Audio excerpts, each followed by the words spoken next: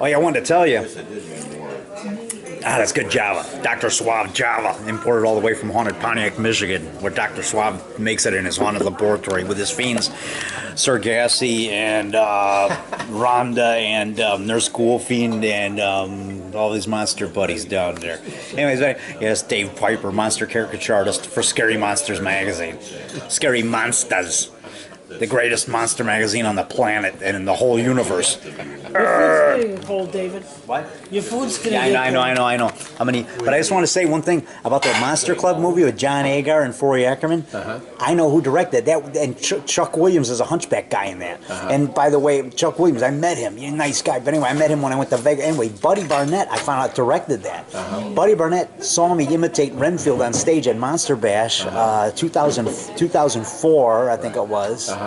No, 2003, and he says, "Oh, I gotta have him play Renfield in my movie." He was doing a movie called Skid Row Dracula. So he calls me up. I'd never been to Vegas ever. He calls me up and he says, "Yeah, I want you to play Renfield in my movie Skid Row Dracula." So he paid my way down to Vegas, my only time down to Vegas, man. And so, and there's Janet drinking her Java. Yeah, have some of that Java. That's Janet guzzling her Java. Good. That's good Java, isn't it? Yeah. And there's that devil. I want your Java rock. I want your bacon and eggs. Yeah. Okay. So anyway, but like I said, so Buddy Barnett wants me to come down to Vegas, so he pays for a train ride. There's a train ride that takes you down to this place in California, and there you catch it's a van, and this van takes you the rest of the way it's somewhere out in California, and it drives you the rest of the way to Vegas. So the train takes you to this suburb of the city of California. There's and then there's this van that takes you the rest of the way to Vegas, because the train doesn't go all the way to Las Vegas, Nevada. It goes. It's near this suburb of California. That's as close as you can get to it. So this van takes you the rest of the way. So so I went down there to the airport and I won $7 right away on the slots, and then I lost it, and then I went $7 in the hole, and then I said, that's it. I figured my instant luck, the most I made was $7. I should have stopped while I was ahead. But anyway, so I stopped betting after that. I didn't want to lose my money. So the money, my hard-earned money that I earned making my monster movies and selling copies of my movies on DVD. See, I got my Svengoolie shirt on here. Svengoolie. I watch them every Saturday night on MeTV at 9 p.m. Central, 10 p.m. Eastern Time for you people out east. There's my creature pin. There's my creature. I got that from Bill Drac Edwards. He sold me that for $2 at Monster Bash convention. Yeah. So you starred. Where is Bill Drac Edwards? If you know where he's at, tell him The Rock said hi. So you starred in a movie called Skid Row Dracula. Yes, Buddy Barnett's Skid Row Dracula. It was one night of shooting, like 2.5 hours, and it was fun. It was the most fun I ever had with a movie, and I got paid $300 for that. I get a check in the mail like a week or two later for $300. Buddy paid for the trip, and I had a whole week at a hotel, like a hotel out there in Vegas, and he gave me $50 spending money. He bought all my meals. The first meal that I had, I meet him at this mini mall he works at for Hollywood Book and Posters or whatever. They have a store there in a mini mall right next to the oldest McDonald's in Vegas. It's like from the 1950s. And there's a mini mall right next to it, and it's right across the street from the Sahara nightclub. And so Buddy takes me over to Sahara. When I got there, he takes me over to Sahara. We walk across the street. And after I met him at the Hollywood Book and Poster in Vegas, in the little mini mall there, the original one's in Hollywood. I think it's on Hollywood Boulevard or Sunset Boulevard or whatever. Eric K. Din used to be the owner there. He died, sad to say. Rest in peace. He was a nice guy. I met him at Fanix '94 and Fanix '93. Nice guy. And I met him down at the store when I was down in Hollywood in '95 for the Son of Famous Monsters convention. Anyway, rest in peace, Eric K. Din. But anyway.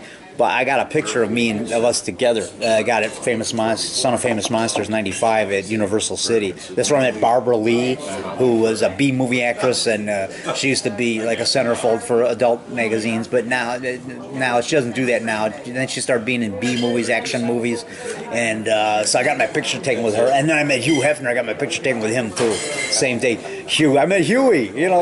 I think I gave him one of my flyers. I told him I make monster movies. See, I do hope he invites me down to his Halloween party, because they have a big Halloween party there every year, because he's a fan of that stuff. And he supports classic film.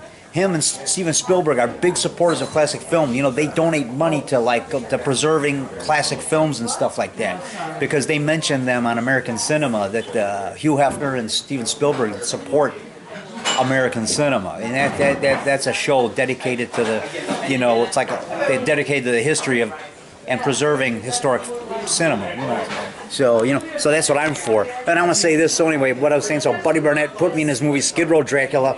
It was 2.5 hours, but it was fun. And even when I flubbed the line, it was okay with him. But, you know, I had that script memorized. I memorized that overnight. It was like 1 page, 1.5 pages, and man, I memorized it just like, I mean, it took me about an hour to memorize it. And the next day, if I made a mistake, I knew it. I said, wait, buddy, wait, I got that wrong. You didn't have to tell me. I knew when I made a mistake because I had it so well memorized. When I flubbed the line right, I said, oh, wait a minute, buddy, I messed that up. Let's do that again. I knew that I flubbed the line because I had the script memorized overnight, and I play Renfield, and I go, Master, you promised me things. You promised me big fat moths and fat juicy spiders. So can people get that movie with Skid Row Dracula?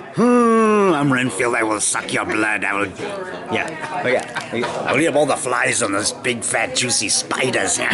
What? So where can people see that movie? That's Skid Row. Yeah, it's on DVD now. I never saw it, but I heard it. I saw it available on DVD. I heard some of my scenes might have got cut out because Bill Chase, my friend who goes to Monster Bash, he said, "Have you seen it?" I get a good bathroom. Oh, okay. Watch out for the bats in there. There's bats flying around in the bat room or the bat cave, I call it.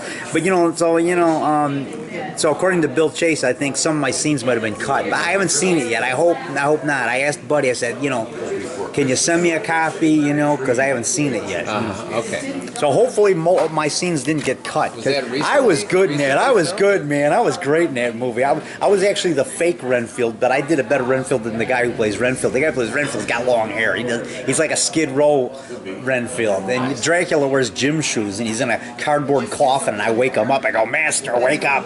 You promised me things. You promised me big fat moths and spiders.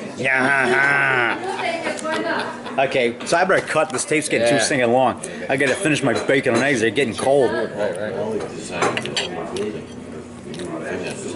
finally gonna eat my bacon and eggs. They're getting cold. Been sitting here for 15 minutes, like 20 minutes. Bacon and eggs. Get your protein from the bacon.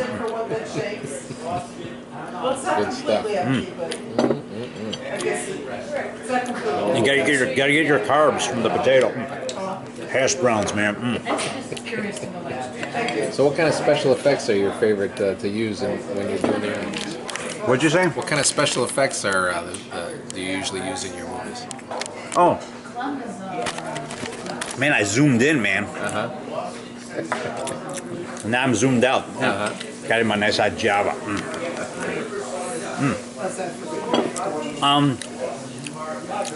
Special effects, I do the low budget stuff. If I want something to look gigantic, like the ant, I just hold it closer to the camera. So I can make an ant look gigantic by holding it close to the camera. Now he's gigantic. Right. Now he's bigger than your head. He can eat you up now. See, I do it that way. And I got invisible threads dangling from pie pans to use for flying saucers. I actually used 2 pie pans stapled together for the flying saucer in Dracula from Space. Dangled it by invisible thread. And it really looks good, man. People love that stuff. That's the kind of stuff Steven Spielberg did in his backyard. He did movies with fake flying saucers in his backyard with his 8mm camera before he became a great filmmaker. When he was a kid, like 12 years old, he'd make movies in his backyard, I heard. And he learned by sneaking. He found a way to get onto the back lot of Universal. You can hear this on the Anthony Robbins tapes. David, My friend, I'll check the time in a minute. In a minute. You can hear this on the Anthony Robbins tape from my former boss, Brian Black from World Telcom, where I used to be a fundraiser for Illinois Association Chiefs of Police. I used to fundraise for him. I wasn't a cop, but I fundraised for them. And he had the Anthony Robbins tapes, and on there it says that how Steven Spielberg found a way to get onto the back lot. See, he pretended like he blended in with the other guy. He knew what time they got there in the morning, the film crew.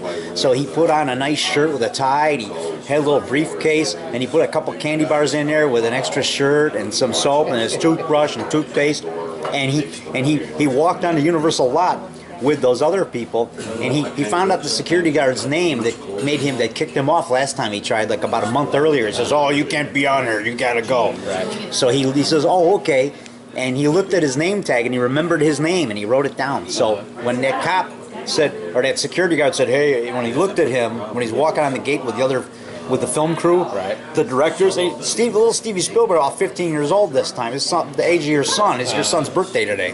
He's the same age as your son is today. But so and he walks out of there with his little briefcase, got a shirt. Now he's better dressed. Got a dress shirt with a tie. Right. And he blended in. He walked in with the film crew, and then he remembers the security guard's name. So you know what he does? He waves and he goes, "Oh, hi, Clarence." And the guy kind of looks like, "Do I know you?" And so he let him on. He's tricky, and that's how he got his way onto and then the people got to know him, and he just watched how the directors did it. He watched how they used the camera, how they operated the camera, and how they did it, and he learned by watching other directors. That's awesome.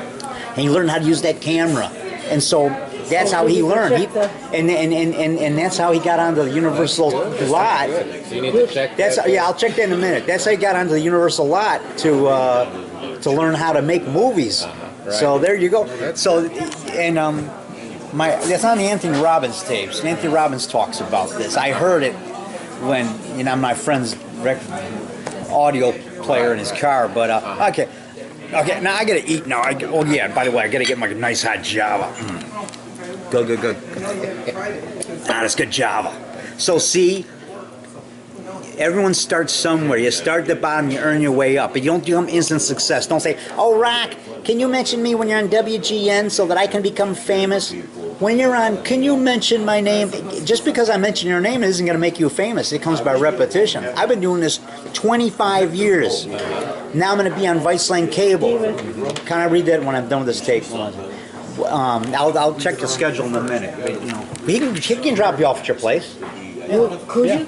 Yeah. Okay, So you don't have to catch the bus. Oh, good. I'm not going to rush. But what was I starting to say? Talking about people giving getting to be famous. So, Yeah. You get to be famous by repetition. See, and I've been doing this 25 years. I've earned it. And then, and some of these people say, "Can you mention me on TV?" That's not going to make you famous. You have to have something that you're doing, and then you got to let people know about it. And you write the stations. I wrote every station in Chicago. I wrote WGN 3 times a year for 3.5 years. And after 3.5 years, they finally called me up. They go, "Well, you've been sending us press material for years. When can you be on the show?" And I said, "Oh, whenever you want." So I was on WGN like a few weeks later. And I quit my job at the Journal the same day. I said, "Forget it, I don't need this job. Take this job and, blanket. I don't want to work here no more." I told the boss I was bored, but we're still friends. That's the Journal. And they do an article on me every year now when I'm on WGN Morning News. Every Halloween I'm on. And now I'm an annual Halloween guest on WGN because they had so much fun when I was on. They have me on every year. They always give me $20. So I always treat Janet the bacon and eggs here at the Niles Grill. Yeah. What's your favorite meal, Janet? Bacon and eggs. Yeah. I should say lobster. Lobster too. Yeah. And you like that blackened catfish with the dirty rice that you had at that Cajun restaurant. That was a Rusty Pelican or something? Papa Do's. Yeah, you had the blackened catfish with the dirty rice. That's good stuff. Okay, I'll see you.